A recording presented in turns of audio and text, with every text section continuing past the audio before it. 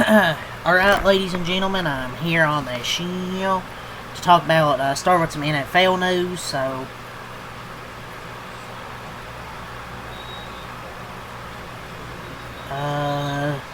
so we're starting here, Frank Ragnow. He failed his physical and will not play this season for the Lions, so Frank Ragnow reported to their facility yesterday, went through the normal process of meetings. Unfortunately, during the routine meeting with their medical team, Frank failed his physical. The medical exam revealed a grade 3 hamstring strain that will keep him from participating for the remainder of the regular season. For that reason, Frank will not be rejoining the Lions. Frank has always been a team first guy, as a true warrior. He will forever be a Lion. Man, they made all those hype posts. My question is, how the fuck did he not know he had a grade 3 hamstring strain? How was that discovered? Like, how do you not discover that before you make all the posts? Like, what did he do? How did he hurt himself? And so much for him coming back. So, the Giants, they ruled out outside linebacker Kayvon Thibodeaux for Monday night's game in New England. Oh, it's going to be such a shit show, man.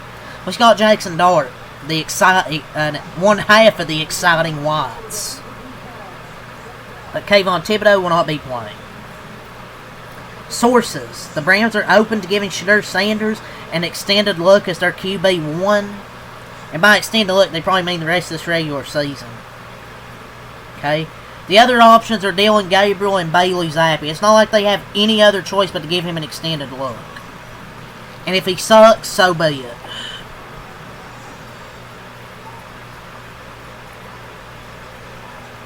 I don't think he's like the second coming of Christ, Jesus Christ, but he's far better than Dillon Gabriel's trash ass he is. It can be a viable, maybe starter, especially for a 5th round pick. I mean, it makes sense. I mean, you might as well just run it till the end of the season. The Colts have now added tight end Tyler Warren to their injury report, and due to an illness, and he is listed as questionable for Sunday's game. Steelers elevated cornerback Asante Samuel Jr. to their active roster for Sunday's game against the Bills. Remember, they signed him. He had that little fusion surgery, if I'm not mistaken. The Steelers signed him, and now they're bringing up to the active roster. So, Liam Benny's son, he said Liam is alive. There's a report that he had died. He stated that he saw Liam on Thanksgiving, started getting messages about his dad last night. He said he talked to Liam's nurse today, had her send a selfie, heard his voice in the background. He's good, he's alive. Damn, man. What a bad week for the Lions organization, man. The Saints have elevated kicker Charlie Smythe to their active roster for Sunday's game at Miami. The Cardinals have placed offensive lineman Will Hernandez on injured reserve and activated offensive lineman Hayden Conner from IR.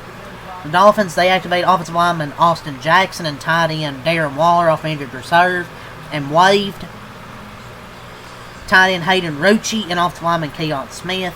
The Vikings elevated QB John Wolford to be a backup quarterback for Sunday's game in Seattle. So with Dalton Kincaid listed as questionable for Sunday due to a hamstring injury, the Bills have elevated tight end Keely Kai Lotto to their active roster for Sunday's game versus Steelers. I don't know if I said that name right. Seahawks roster moves signed Myles Gaskin to their 53-man roster, placed George Kalani on injured reserve, and elevated Quandre Diggs and running back Velus Jones Jr. from the practice squad to the active roster.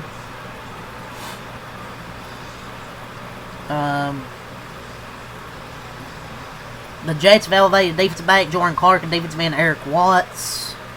The Steelers, they have placed starting left tackle Broderick Jones on injured reserve after their 2023 first-round pick suffered a neck injury against the Bears last week.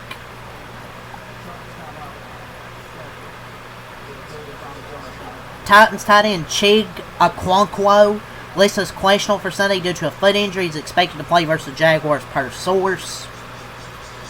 Cardinals running back Bam Knight listed as questionable for Sunday due to a knee injury. He is expected to play versus the Bucs per source. Titans wide receiver Alek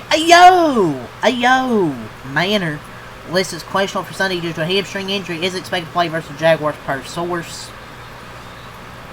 Cardinals receiver Marvin Harrison listed as questionable for Sunday due to an illness, is expected to play versus the Buccaneers per source. Bucks quarterback Baker Mayfield listed as questionable for Sunday due to a left shoulder injury, is expected to play versus the Cardinals per source.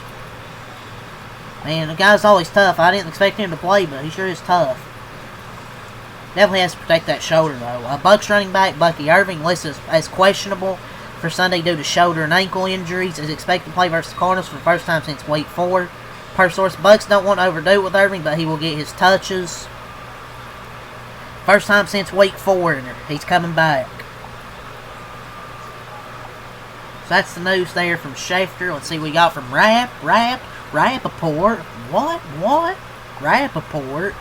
See if we... What is happening? Okay, see what we got here.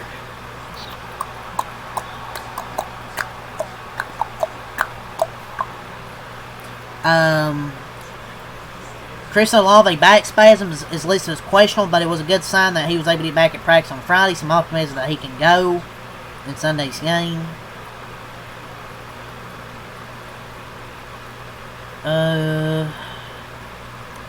Chandler Martin, Ravens linebacker, season is over after suffering a torn ACL. So he tore his ACL. He's out for the season. What is happening? But yeah, I think that's it from Rappaport. There's not really much there.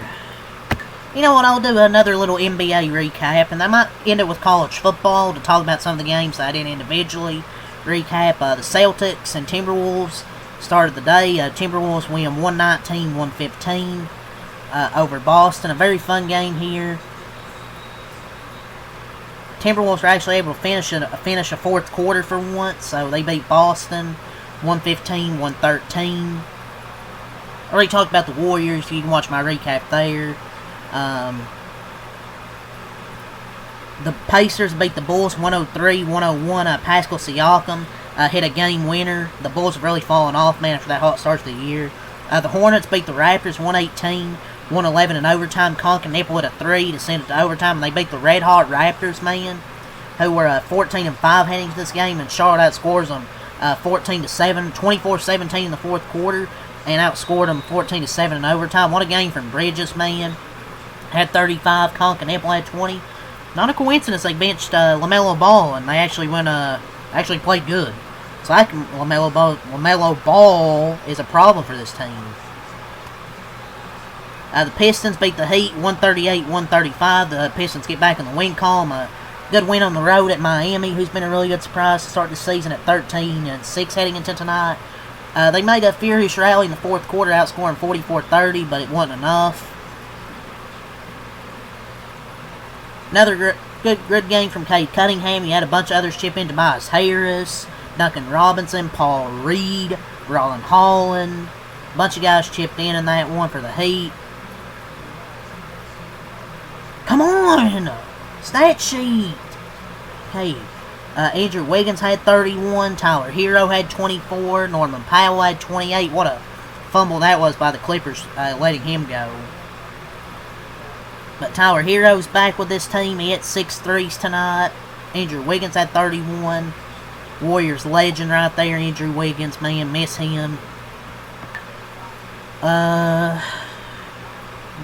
Bucks beat the Nets 116-99. Denver beat Phoenix 130-112. So Nuggets lost last night to San Antonio, but they bounced back on the road at Phoenix to get a 130-112 victory. And the Mavericks and Clippers are playing right now. It's 107-105.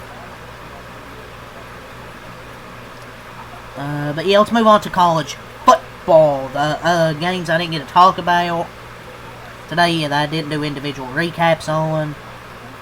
Obviously, I did the 3 ranked games and then the Kentucky game. So, done those 4 if you want to watch those. Watch those. My lord, come on. More games. Okay, there we go. Get to my score sheet. So, Utah, they beat Kansas 31-21. Ole Miss beat Mississippi State 38-19. Indiana beat Purdue 56-3. Arizona beat Arizona State 23-7 on Friday. Saturday, Texas Tech beats West Virginia 49-0. Texas Tech I think they're one that could be a sneaky national championship contender up there with Ohio State. I really do. BYU beats UCF 41-21. Didn't start off well, but it was like 14-0, but BYU ends up with a dominant victory. This should be a playoff team to me, but they might not if they lose the Big 12 championship. Oregon beats Washington 26-14. Oklahoma survives LSU. They were down 13-10 in the fourth quarter. Complete blown coverage. Oklahoma gets a touchdown, then they stop LSU on fourth down. Virginia beats Virginia Tech 27-7. USC beats UCLA 29-10. Tulane beats Charlotte 27-0. Alabama hangs on to beat Auburn 27-20. Auburn was driving down the field, down 7. Of course, they fumble, typical. And Alabama will go to SEC championship. Notre Dame's up on Stanford 35-3 at halftime. And Cal beats SMU, number 21 SMU. And SMU will not get a shot at the ACC championship. Beat Duke and Virginia. 5-loss Duke. But yeah, that's the that was the Friday and Saturday college football schedule. The games I didn't recap individually. Done those Friday and Saturday. If you want to go watch those, go watch those. Then now the regular season's over. Conference championship week. Looking forward to it, man. I'll be here Friday and Saturday recapping these conference championship games. So yeah, that's really all I got to say. So leave a like, come subscribe for more. Till next time, have a lot. Peace, and have a good night.